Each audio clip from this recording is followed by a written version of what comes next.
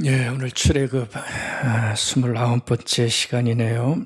이제 다음 주부터 성탄절기가 시작됩니다. 그리고 송년과 새해가 이제 연이어 있게 되는데 그 관계로 출애굽 이야기는 오늘로 좀 일단락하도록 우선은 그렇게 하겠습니다. 그동안 어떠셨어요? 출애굽기 말씀 재밌게 들으셨어요? 재밌게 들었다? 좋게 들으셨어요? 좀 좋게 들었다고 해주십시오. 오늘 말씀도 하나님께서 우리에게 귀하게 인도해 주실 줄 믿습니다. 오늘 말씀 제목 한번 보시면 하루라는 단어가 들어있지요. 참 소중한 단어입니다. 여러분들은 하루에 대해 어떻게 생각하세요? 하루에 대해 어떻게 생각하세요? 하루가 별거 없다 이렇게 생각하세요? 하루하루가 더 중요해지시죠? 나이 들수록 하루가 얼마나 소중한지 모릅니다. 젊은이들도 마찬가지겠죠. 하루를 우습게 보지 마십시다. 왜 그렇죠? 하루가 모여서 내 일생이 되어지기 때문에 하루를 소홀히 여기면 그건 손해지 득이 될 게 아무것도 없습니다. 하루는 귀중한 시간입니다. 여러분들의 요즘 하루는 어떤지 모르겠습니다. 좀 한번 살펴보세요. 요즘 하루 어떻게 지내세요? 막 희망 속에 부풀어서 그렇게 지내세요? 그렇게 지내시길 바라겠습니다. 꼭 그렇게 되시기 바랍니다. 하찮은 순간 놓칩니다. 혹시 여러분들의 하루가 짜증으로 일관된 하루를 보내시는 분들은 없으시나요? 누가 말만 하면 속상하고 화가 나고 그러는 분들 있어요. 그러지 않기를 정말 바라겠습니다. 모세가 시편 90편 12절에서 아름다운 고백을 우리에게 남겨줬죠. 그 고백을 우리도 좀 가졌으면 좋겠어요. 주어진 날을 잘 헤아리는 지혜. 결국 하루를 잘 보내는 지혜죠. 저 지혜가 참 절실합니다. 좋은 하루가 많아지면 우리의 일생이 아름다워지고 복되어지는 것은 확실합니다. 제가 쭉 이번에 말씀 준비하면서 살펴보다가 그 하루살이를 하루의 생을 굉장히 중요하게 여기는 사상가 두 명을 알게 됐습니다. 예전부터 알던 분들인데 하루살이를 굉장히 중요하게 여기는 두 명의 사상가가 있습니다. 한 명은 한국 분이고요. 한 명은 일본 분입니다. 한국에서는 다석 유영모 선생이라는 분이고요. 또 일본에서는 우치무라 간조라고 하는 굉장히 일본에서 영향력 깊었던 사상가입니다. 이 두 분이 하루의 삶을 굉장히 중요하게 여기면서 사람들에게 강조했던 자신의 사상으로 소개했던 두 분입니다. 유영모 선생의 스승이 우치무라 간조입니다. 그리고 함석헌 선생의 스승이 유영모 선생입니다. 다 라인들이 있는 사상가들이지요. 이 타석 유영모 선생은 이렇게 하루를 우리에게 소개를 합니다. 아침에 눈을 뜨는 것이 태어나는 것이다. 그렇게 얘기를 합니다. 아침에 매일 눈 뜨는 시간이 당신이 태어나는 일생이다. 그리고 저녁에 잠자리에 드는 것이 당신이 생을 마치고 죽는 시간이다. 라고 얘기를 해주고 있습니다. 그러니까 하루를 사는 것이 뭘 사는 거예요? 일생을 사는 거다. 그런 마음으로, 그런 정신으로 살아내야 할 것을 주장했던 거겠죠. 그러니까 이분은 하루살이라는 말보다는 오늘살이라는 말을 역설해요. 오늘살이가 우리의 삶에 정말 잘 이루어져야 합니다. 오늘살이. 여러분들 이거는 청년들에게만 하는 얘기가 아닙니다. 오늘살이의 중요성은 점점 나이 들어가는 노인들에게도 더 중요한 살입니다. 하루살이, 오늘살이가 중요합니다. 이걸 굉장히 많이 역설해서요. 일본의 근대 사상가였던 우치무라 간조는 그분의 가장 중요한 저서 중에 하나가 그분의 글을 모아놓은 묵상집인데 그 묵상집의 제목이 111생이라는 제목으로 되어 있습니다. 111생 무슨 뜻이죠? 하루가 역시 일생이다. 그 얘기를 저 묵상집을 통해서 계속해서 해주는 걸 볼 수가 있습니다. 그러니까 하루가 일생이니 하루의 삶에 실패하지 말자는 거죠. 그러니까 유영무 선생이 저거를 배운 겁니다. 아침에 눈을 뜨는 것이 태어나는 것이고 잠자리에 드는 것이 죽는 것이다. 어떻게 허투루 변할 수 있겠는가? 그 얘기하죠. 실패하지 않는 방법을 이분이 우리에게 소개를 해줍니다. 이분은 실패하지 않는 방법으로 놀랍게도 말씀을 소개해 줍니다. 하나님의 말씀을 소개해 줍니다. 하루를 시작하는 아침에 제일 먼저, 그러니까 태어나는 그 아침에 그 시간에 제일 먼저 하나님의 말씀을 읽고 그리고 기도하자는 것이 이 책의 일관된 메시지입니다.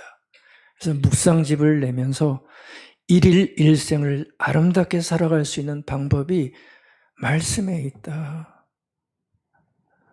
그 말씀을 읽고 기도하면서 하루의 삶을 출발할 때 하루의 삶이 일생이 될 정도로 아름답게 살아갈 수 있다. 그 얘기를 결국 해주고 있습니다. 그러니까 그 말씀의 묵상과 기도가 한 사람의 하루를 뜨겁게 만들고 또 깊게 살려낼 수 있다고 이분은 본 거죠. 그래서 하루도 빠짐없이 하루가 일생이니 일일이 일생이니 그 말씀으로 나는 살아가겠다. 이거를 계속해서 제자들에게 얘기를 해 주었던 겁니다. 제가 이 일일 일생에서 몇 구절 가지고 왔습니다. 한번 어떻게 이분이 생각하는지 한번 들어보시기 바랍니다. 근데 들으면 좀 거칠어요. 묵상은 우리를 또 거칠게도 만드는데, 근데 한번 들어보세요. 재산을 잃어도 좋다. 한국교회에서 이런 얘기했다가 큰일 나죠. 큰일 나죠. 근데 이분은 이런 얘기를 합니다. 재산을 잃어도 좋다. 원컨대 하나님의 거룩한 얼굴은 잃지 말기를. 병들어 괴로워도 좋다. 원컨대 하나님의 거룩한 뜻을 의심하지 않기를. 사람에게 버림받아도 좋다. 원컨대 하나님께 버림받지 않기를. 하나님은 나의 전부. 하나님을 잃으면 나는 내 모든 것을 잃는 것이다. 우리에게 아버지를 보여주소서. 그러면 족하리이다. 내 일생의 목적은 하나님을 보고 그분을 내 소유로 삼는 것, 오직 그뿐이다. 이렇게 우리에게 얘기해 주고 있습니다. 여기 보면 우리 한국교회 그리스도인들이 가장 원하는 게 여기 다 들어있는데 그걸 다 깨버리죠. 건강을 잃어도 좋고 재산을 잃어도 좋고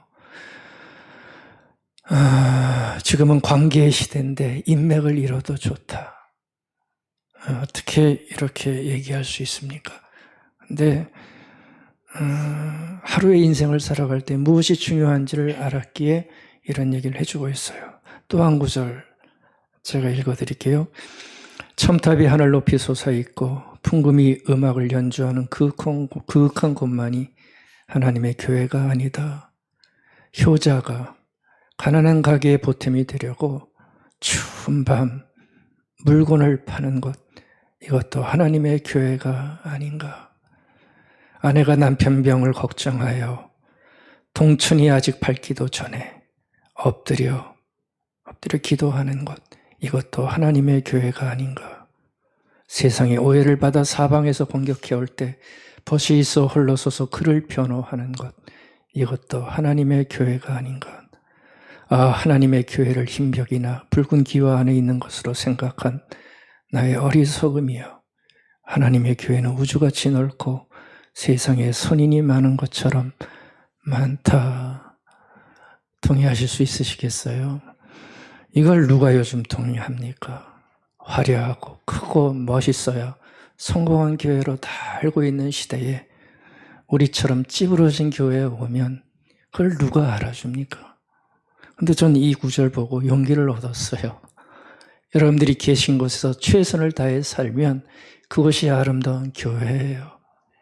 아내가 남편 병을 걱정하여 동천이 아직 밝기도 전인데 눈물을 흘려 엎드려 기도하는 것, 그것이 교회래요.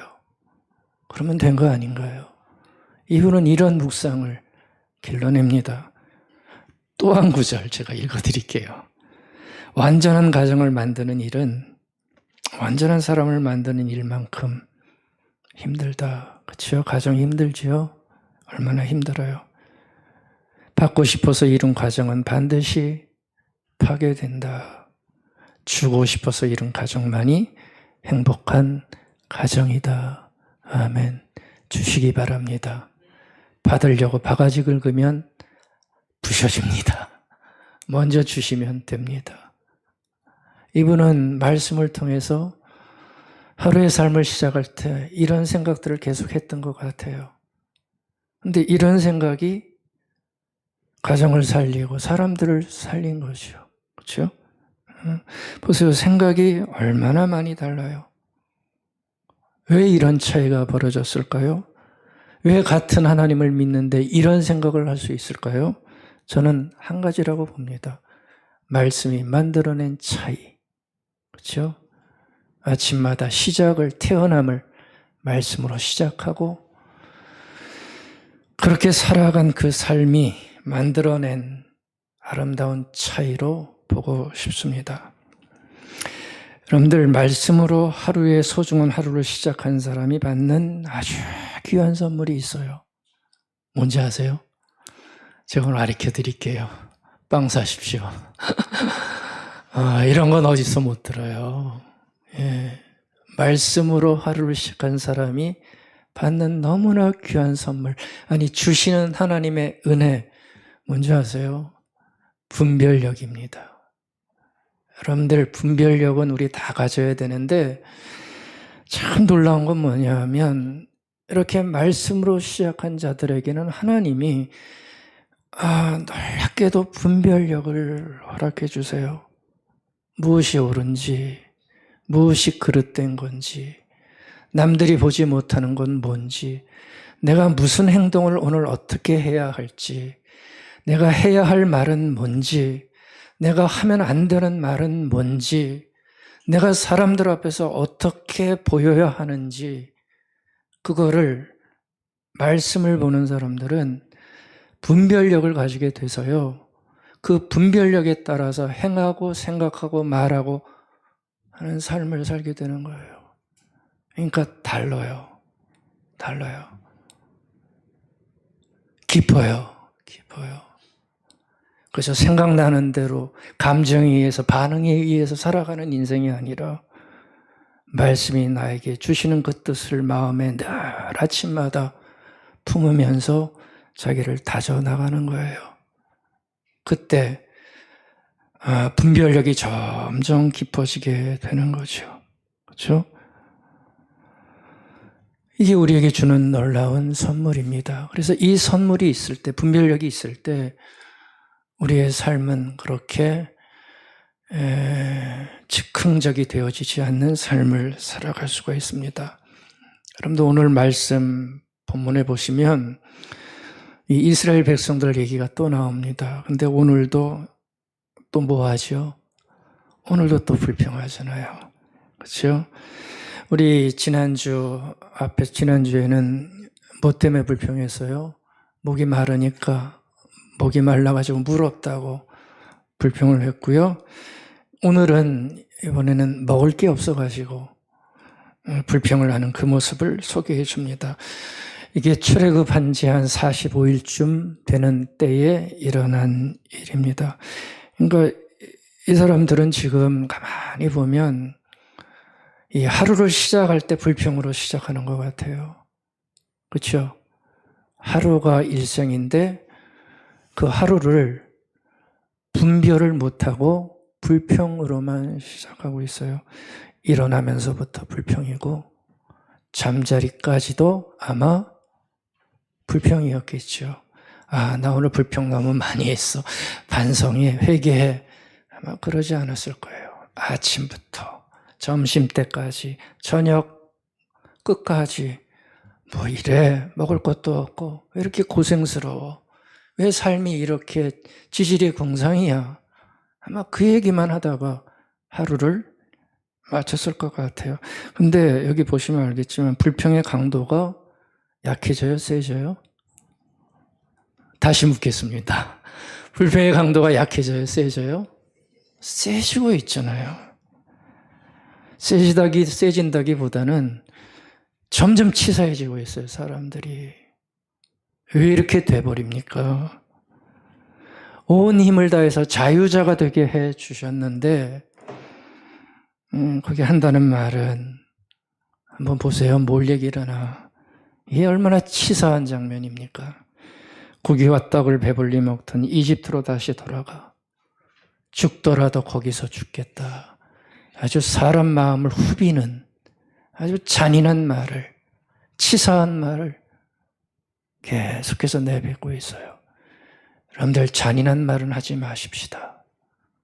잔인한 말이 있어요. 사람의 마음을 후비는 아픈 말이 있잖아요. 바로 그 말을 하고 있는 거예요. 그러니까 이게 지금 정신 나간 것 같아요. 제가 볼 때는. 그러니까 분별을 제가 얘기했는데 분별력 제로예요. 예, 분별력 제로예요.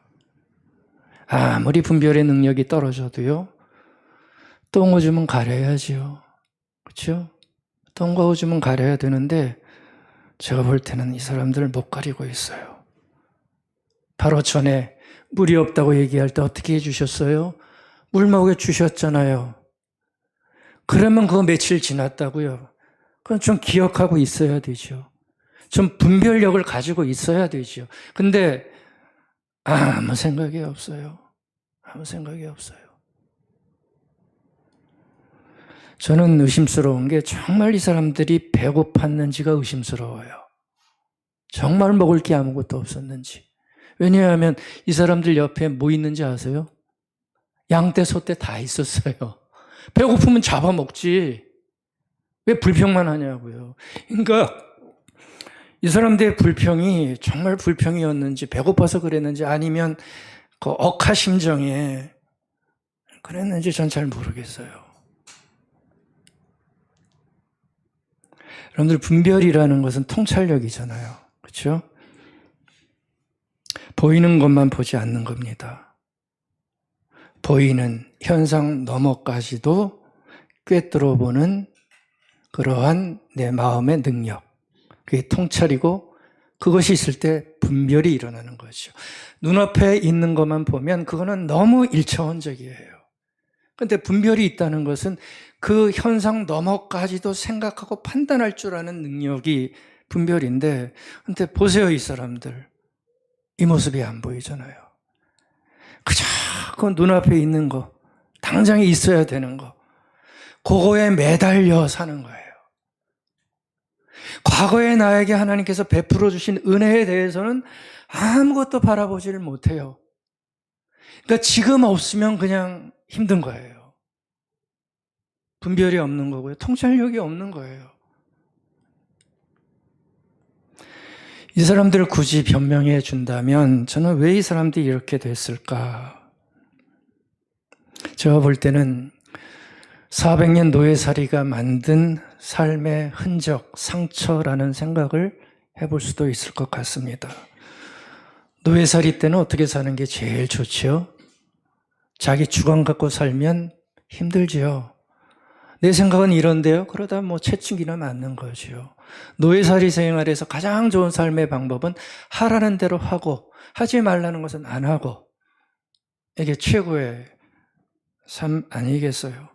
그저 그냥 시키는 대로 하고 분별할 필요가 없어요. 생각하면 손해예요.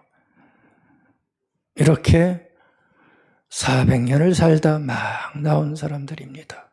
판단력, 지혜, 이해, 글쎄요, 얼마나 있었을까요?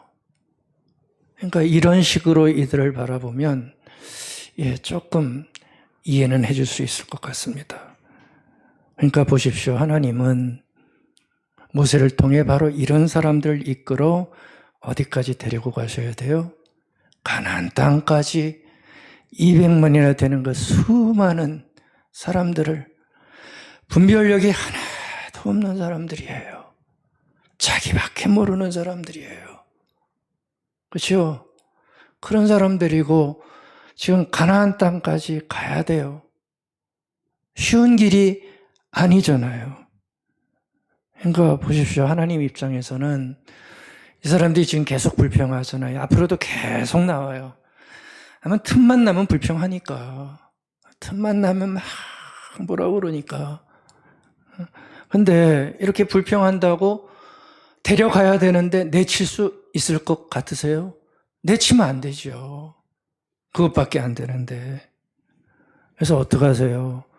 여러분들이 파악하셨는지 모르지만 물 때도 그렇고 먹을 거 부족할 때도 그렇고 하나님이 야단을 안 치세요. 보셨어요? 하나님 야단 안 치세요. 그러니까 제가 볼 때는 이들의 상황을, 이런 상황을 이해한다는 거예요. 분별력도 없고. 그러니까 우리식으로 얘기하면 수준이 지금 그것밖에 안 된다는 거죠.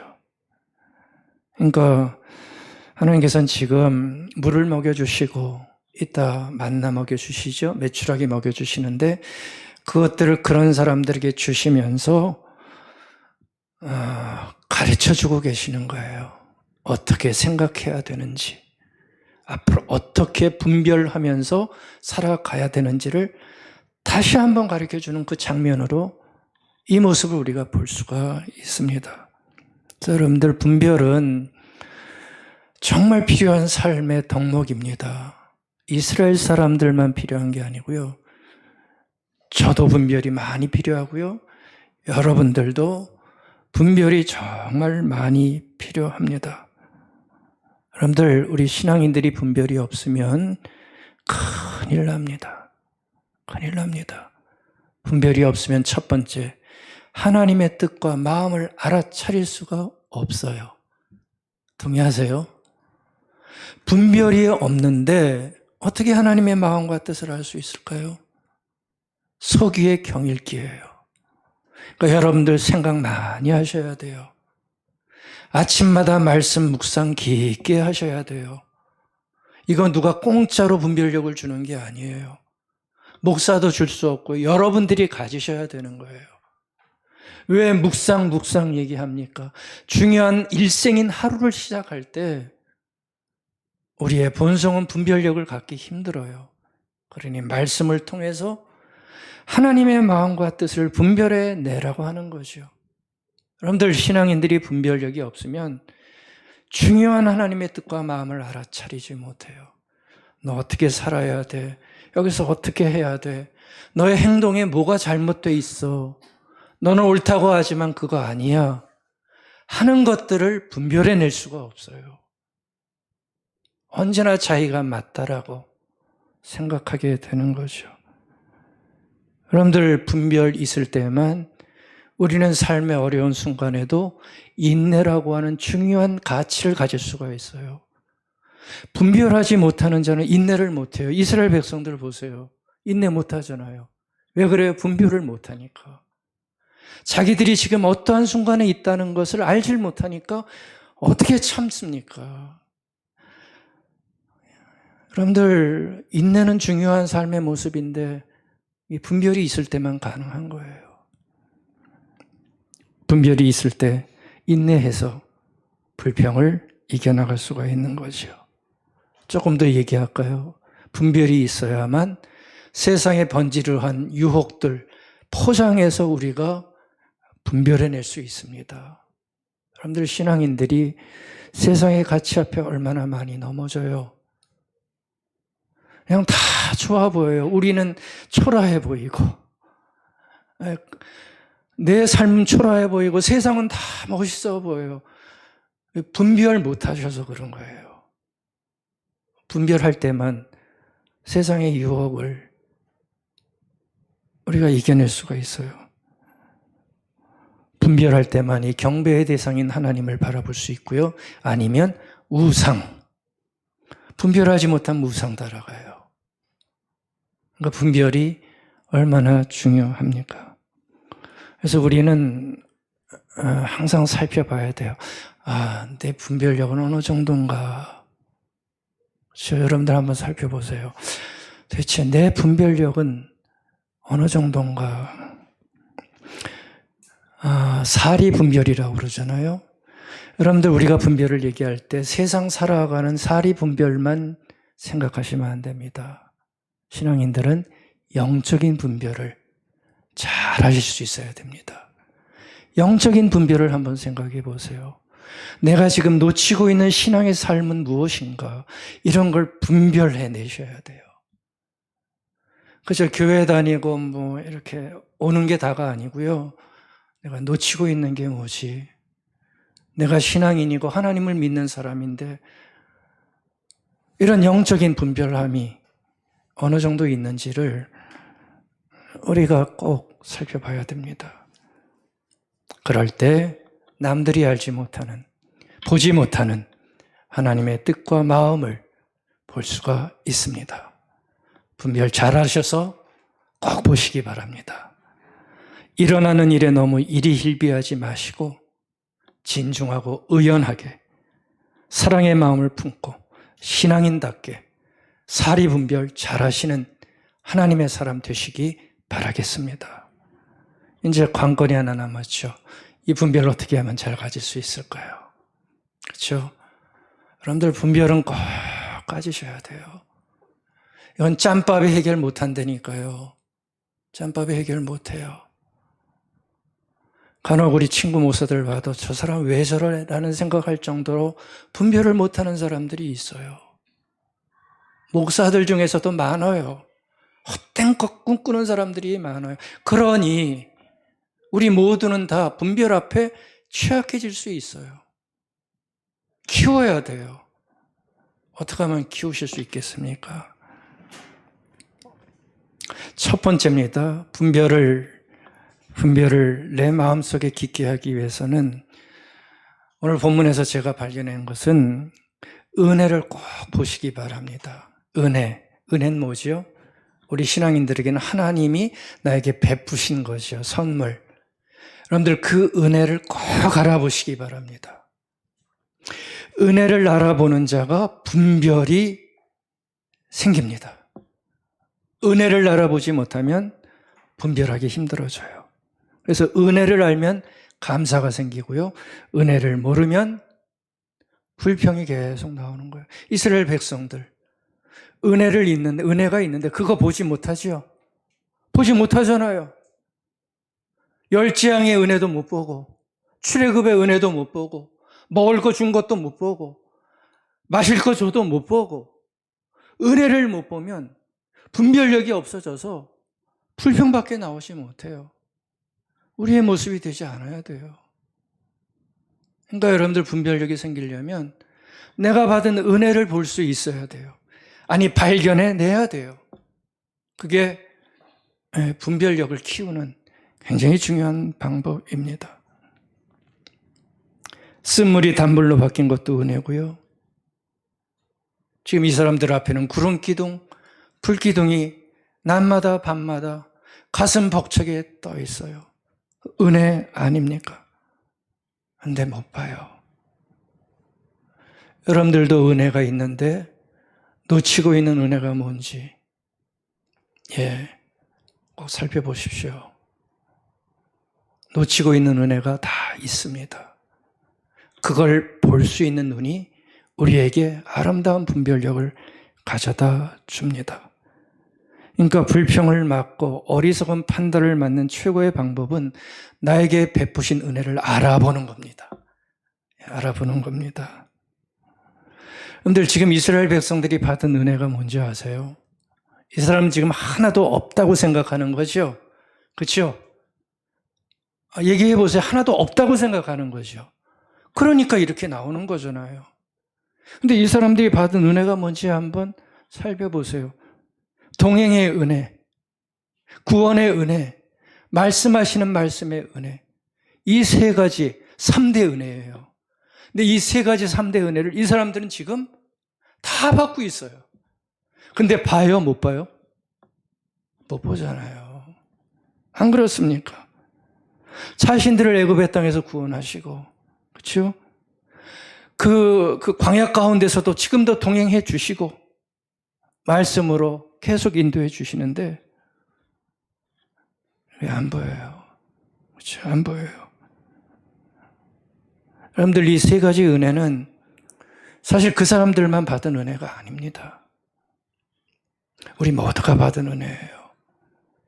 3대 은혜 한번 우리 외쳐볼까요? 첫 번째 은혜 뭡니까? 동행의 은혜. 받으셨어요? 받으셨어요. 꼭 보세요. 지금도 동행하세요? 안 하세요? 동행하세요. 동행하세요. 좀 보십시다. 동행하세요. 왜 못 보세요? 동행의 은혜를 보면 우리의 삶이 얼마나 달라질까요? 구원의 은혜, 우리 받았어요? 못 받았어요? 예수 그리스도를 나의 주님으로 영접하고 고백하는 자는 하나님께서 놀랍게도 나의 과거를 묻지 않으시고 구속의 피로 구원해 주셔서 하나님의 백성으로 만드시사 장차 오실 하나님 나라에 우리를 이끌어 가시는 가장 귀한 복된 구원의 은혜를 우리에게 허락하셨어요. 보이세요? 보이셔야 돼요. 다른 건 못 봐도 이건 봐야 돼요. 말씀의 은혜 우리 주셨잖아요. 부족해도 주일날마다 설교 듣고 가끔 말씀 묵상하고 그 말씀 속에서 우리를 이끌어 가시는 하나님의 은혜를 우리가 누리잖아요. 이게 보여야 됩니다. 그럴 때 뭐가 생길까요? 분별. 어떻게 살아가야 되겠구나. 내 행동에 이거는 아니지. 그렇죠? 이건 아니지. 내가 얼마나 교만했지. 내가 얼마나 겉으로만 겸손한 척했지. 이런 것들이 막 아프게 들어와요. 그러면서 불평이 아니라 감사함으로 그 모든 것들을 이겨나갈 수가 있게 되는 겁니다. 여러분들 오늘 말씀에 보면 하나님께서 불평하는 그들에게 아무 소리 안 하고 뭘 주십니까? 배고프다 하니까 만나와 메추라기를 주시죠. 먹는 걸 주세요. 여러분들 이 만나와 메추라기는 그래서 우리가 볼 때는 단순한 먹거리가 아닙니다. 배고팠기에 그들에게 먹을 걸 줘서 배부르게 만든 단순한 식량이 아니란 얘기입니다. 만나와 메추라기는 이렇게 한번 생각해 보세요. 분별하지 못하여 은혜를 알아보지 못하는 이들에게 다시 한번 기회를 주시는 거예요. 은혜를 알아보라고 새로운 은혜를 주시는 겁니다.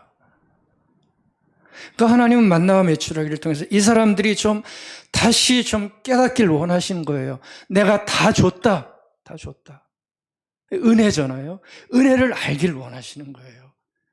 여러분들도 가끔 은혜를 받으시면 꼭 눈치채시기 바랍니다. 하나님이 나에게 주셨구나. 은혜 받아놓고 마치 자기가 다 만든 것처럼 자랑하는 이들은 아직 부족해요. 신앙인들은 자랑할 게 없어요. 눈꼽만큼도 있어서는 안 돼요. 다 뭐예요? 은혜예요. 그런 고백할 수 있는 하나님의 사람 되십시오. 다 은혜예요. 다 은혜예요. 그러니까 하나님은 만나와 메추라기를 그들이 받아 먹으면서 원했던 것은 새로운 은혜를 눈치채기를 원하셨고요. 그들과 지금 함께하고 있다는 사인을 주신 거고요. 그래서 다시 분별하는 삶, 불평으로 일관하는 삶을 살지 말고 그렇게 그것을 알아차리는 인생으로 살기를 저는 원하셨던 하나님의 은혜라고 보고 싶어요. 여러분들 우리도 눈치채야 됩니다. 자꾸 받은 거 없다, 섭섭하다. 자꾸 그런 생각만 하지 마시고요. 매의 눈을 가지시고 자신이 받은 은혜를 조용히 아침마다 말씀을 통해서 발견해 내시기를 바라겠습니다. 많은 은혜가 보이면 참 좋겠네요. 많은 은혜가 보였으면 좋겠어요. 내 자랑이 아니라 내 노력이 아니라 은혜구나 하는 것이 보여야 돼요. 은혜가 보일 때 분별하는 눈과 마음이 열리고 감사가 덤으로 오게 될 줄 믿습니다. 두 번째 분별 어디서 오는가? 저는 진리라는 단어를 썼습니다. 진리를 발견할 때 우리는 분별할 수 있는 삶을 살아갈 수 있습니다. 우리가 진리 안에 있으면, 옳은 진실 안에 있으면 흔들리지 않는 분별력을 가지고 우리가 올곧게 갈 수가 있는 거죠. 여러분들 지금 만나를 통해 이 사람들이 발견한 진리가 있습니다. 아니, 발견하기 원하는 진리가 있습니다. 그건 뭐냐 하면 다른 게 아닙니다. 지금 이 사람들 앞에 하늘에서 비같이 내렸다고 그랬죠. 하늘에서 비같이 하얀 만나가 아침마다 내리고 있는데, 근데 이 만나가 하루 이틀 내리고 말면 우연이 되겠죠. 그렇죠? 하루 이틀 내리다 말면 그 광야에 있었던 그 찐득이 비슷한 것들이, 벌레들이 물어가지고 그것이 끈적끈적해서 만들어진 자연현상으로 얘기를 하는데, 그러면 이 사람들은 우연으로 알았겠죠. 근데요, 웬걸요? 하루가 지나고 이틀이 지나고 근데 또 내려. 3일이 됐는데 또 내려. 일주일이 지나도 끝이지 않고 또 내려. 장장 몇 년간 내렸다고 그러죠? 40년간. 그들이 가나안 땅에 들어갈 때까지 매일매일 이 만나가, 메추라기가 하늘에서 떨어져요. 하늘에서 떨어져요. 얼마나 놀라운 현상입니까?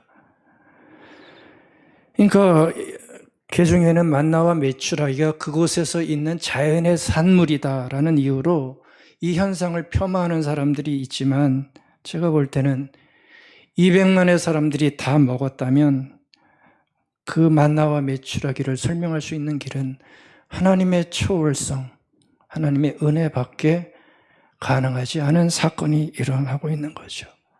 하나님은 하늘에서 끊이지 않고 매일매일 그들 앞에 내려오는 이 만나를 보면서 이 사람들의 입에서 하나님, 이 탄성이 일어나기를 원하셨던 것 같아요. 하나님을 알아가고 하나님이 누군지를 발견하는 진리를, 하나님에 대한 진리를 하나님은 알기를 원하셨던 거죠. 하나님이라고 하는 진리를 알게 될 때 그 사람들은 비로소 분별할 수 있게 되는 거예요. 불평하면 안 되겠구나. 하나님이 오늘도 양식을 내려주시는 거구나. 뭐 불평할 게 있습니까, 그러면? 여러분들, 분별력은 이렇게 하나님에 대한 진리와 진실을 알게 될 때 우리 마음에 싹트기 시작합니다. 여러분들, 거기 만나를 주시잖아요. 근데 만나 어떻게 주셨다고 그래요? 딱 하루치만 주셨다고 그러죠. 하루분 만나예요. 걱정을 해가지고 많이 거둔 사람이 있었어요. 부지런한 엄마겠지요. 우리 아들 다음 날에도 먹여야지. 꼭 그런 엄마들이 있다니까요. 꼭 있어요. 이스라엘 엄마라고 안 그랬겠어요. 무르나 많아지. 걱정이 많아가지고 욕심사납게 많이 거뒀어요. 또 이런저런 욕심 때문에 많이 거둔 이들이 있었어요. 근데 어떤 일이 일어났다고 그랬죠? 그 다음날 보니까 싹 다 썩어버리고 냄새가 진동하더라. 아무 소용이 없었어요. 그 욕심을 허용하지 않으시는 거예요. 딱 한 가지만 허용하시는 거예요. 나만 믿어. 아멘. 그거예요. 나만 믿어. 욕심 부릴 필요도 없어. 그러니까 말 그대로 데일리 브레드예요. 일용할 양식. 일용할 양식. 하루살이, 오늘살이의 인생을 만드신 거예요. 이렇게 하루를 살게 만들어준 겁니다. 그러니까 이 매일의 하늘 양식이 없으면, 매일에 주시는 하나님의 은혜가 없으면 살 수 없게 만드신 거예요. 하나님 바라보게 하시고 하늘을 우러르게 하시고 하루도 빠짐없이 오게 만든 것이죠. 그러니까 그토록 분별하지 못해서 기회만 있으면 불평하는 사람들에게 하나님은 사인을 주시는 겁니다. 매일 신뢰해라. 매일 신뢰해라. 매일 신뢰해라. 매일 믿어라. 이게 바로 그들이 배워야 할 진리입니다. 우리도 배우십시다. 하나님은 어제 신뢰할 수 있는 분이 아닙니다. 미래에 신뢰하는 게 아닙니다. 하나님은 오늘 신뢰하셔야 됩니다. 오늘 내 삶에서 하나님은 믿으셔야 됩니다. 과거를 말하지 마세요. 미래를 말하지 마세요. 오늘 믿으셔야 되는 게 신앙입니다. 여러분들이 이 진리를 가지고 계신지 꼭 확인하십시오. 하나님 믿으세요? 왜 대답이 없으세요? 하나님 신뢰하세요? 매일 그럴 수밖에 없는 인생이라는 것을 분별하라는 얘기겠죠. 이 진리를 가지고 있을 때 우리는 비로소 이 땅에서 살지만 하나님의 사람답게 행동하고 처신하고 분별하고 은혜 가운데 살아갈 수 있게 되는 겁니다. 오늘 말씀 제목이 하루하루 살아요. 공감 가세요? 하루 살아요. 우리는 하루살입니다. 오늘 다 하셔야 돼요. 오늘 믿으셔야 되고 오늘 하실 일을 하셔야 돼요. 하루살이에요. 놓치지 않았으면 좋겠어요. 내일 일은 난 몰라요. 하루하루 살아요. 불행이나 요행이나 내 뜻대로 못해요. 험한 이 길을 가고 가도 끝은 없고 고네요. 주님 예수 팔레미사 내 손 잡아 주소서. 내일 일은 난 몰라요. 장래일도 몰라요. 그러니 아버지여 날 붙드사 평탄하게 하옵소서.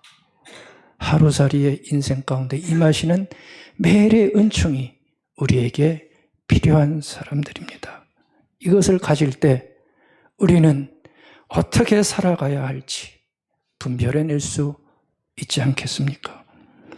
22절에 보면 읽지는 않았어요. 22절에 보면 만나를 주시는데 안식일에 주시는 장면이 나와요. 근데 안식일에는 몇 배를 주시죠? 2배를 주세요. 월화수목금 저녁 안식일 시작이죠. 그때까지는 매일 주시는데 안식일은 지켜야 되겠기에 일하지 말라고 2배를 주세요. 그러니까 그래도 썩지 않게 만들어 주시죠. 우리식으로 말하면 내가 먹거리 책임질 테니까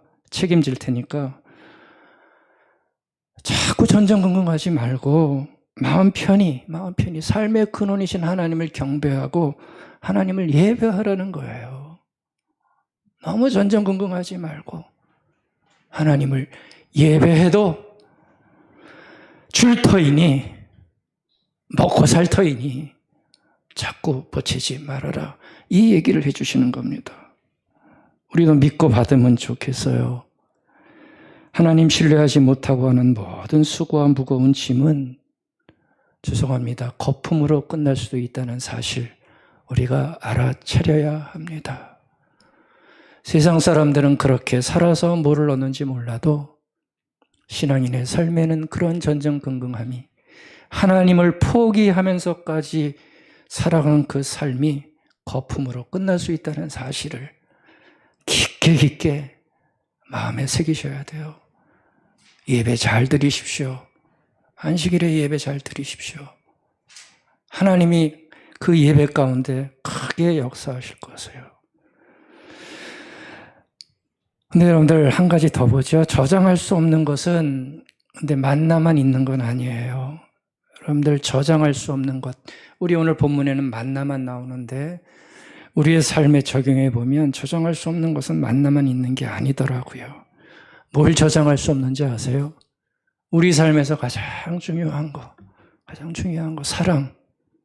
여러분들 사랑은 저장할 수 없어요. 과거의 사랑은 큰 의미 없어요. 미래의 사랑은 사랑할지 안 할지 알 수 없어요. 사랑은 오늘의 사랑입니다. 여러분들 오늘의 사랑이 우리를 살리는 거예요. 아멘. 오늘 사랑하십시오. 오늘 사랑 안 하고 묵혀두면 내일은 썩어요. 만나가 썩듯이 사랑도 썩을 수 있어요. 용서도 믿음도 인내도 오늘의 중요한 만나입니다. 그러니까 매일의 새로운 사랑, 매일의 새로운 용서, 매일의 새로운 믿음, 매일의 새로운 말씀이 내 안에서 일생을 시작하는 아침에 말씀을 통하여 분별되어질 때 그게 다 살아나는 거예요. 아, 오늘 사랑해야지. 내가 오늘 용서해야지.